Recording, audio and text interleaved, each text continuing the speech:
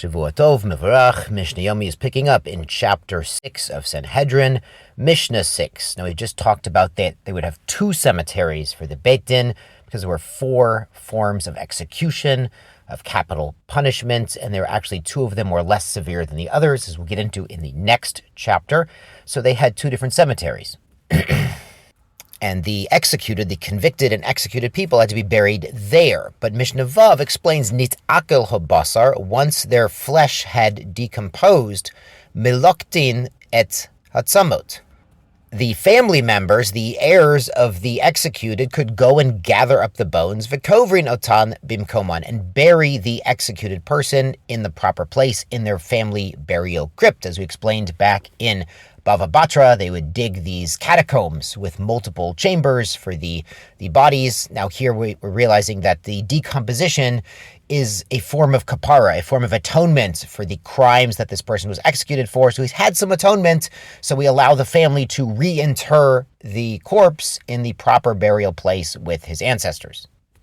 The Hakrovim and the relatives of the executed, Ba'in v'sholin b'sholem adayanim, they come and they inquire about the peace. They say hello, they give greetings to the judges, v'sholem ha'edim, and also the witnesses who convicted their relative.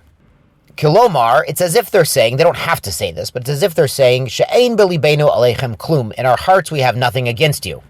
Shedin emet dantem, because you judged the case correctly, you had all the facts and all the witnesses.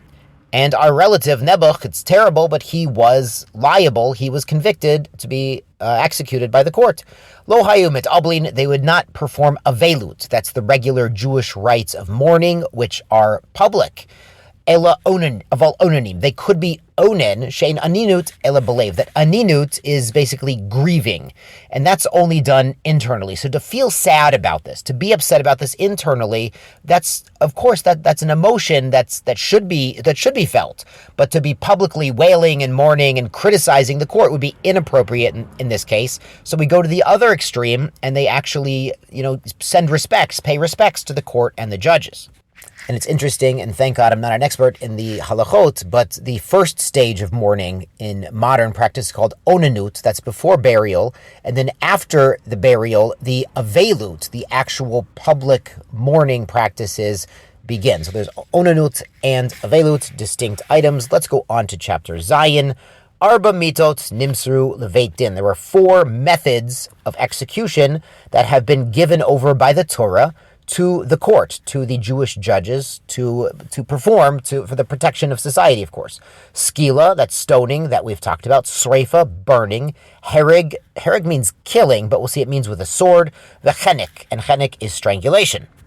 And this list is in order of severity, according to the first opinion, that skila is the worst and for the most heinous of crimes, and chenek is the least bad form of execution. Rabbi Shimon disagrees, says sreifa. He lists sreifa first, that's the worst. Skila, then stoning, then chenek, then hereg, zo mitzvat haniskolin. And this above that we've learned back in chapter 6 was the mitzvah of performing the execution of skila, of stoning. And we saw it's not exactly necessarily stoning. That's sort of step 2 and step 3, but step 1 was pushing him off of the high platform. Now, the rest of the chapter, we're going to get into the other forms of execution. Yashar kochachem tiskulu mitzvot.